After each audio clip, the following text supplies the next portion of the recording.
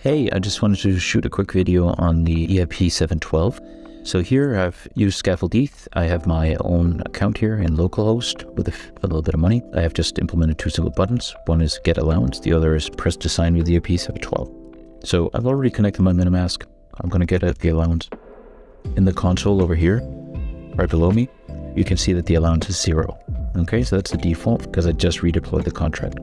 My code over here is pointing to that contract I just deployed. I'm getting the contract address from this deployment in the background here, but anyway, that's the address.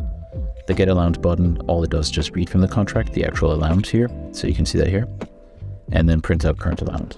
The sign data action is called when I click the other button, press to sign. What happens there is that I am creating this type data with these types. One is the EIP-712 domain, has a name, version, chain ID, verifying contract, and then the actual permit, which needs owner, spender, value, nonce deadline. And then I insert the details regarding the domain. And then I also insert the details regarding the message, which is as above. And then I call the send. I send a transaction and I call the ETH signed type data v4, which is also what the OpenZeppelin contract uses. And all I do is just send my account and then the type data.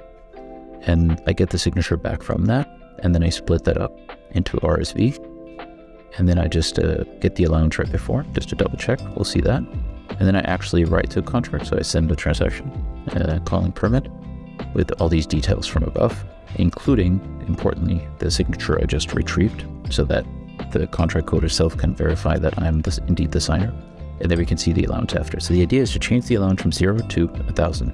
That is what I have used up here. Okay, that's it in the code. The contract code is very simple. All it does is just implement or inherit from ERC20 permit. That's it. Nothing else in that. Let's see it in action. Press sign.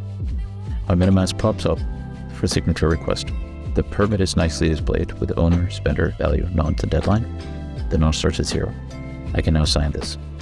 So I'm going to sign this, and it's going to pop up another message, which is really just about, kind of calling permit, so sending the transaction to permit. I'm going to confirm that. And we're going to look here to the right here, and we're going to see the messages allowance before, which is 0, as expected. So if I get the allowance, you can see it's now 1,000. See that right here.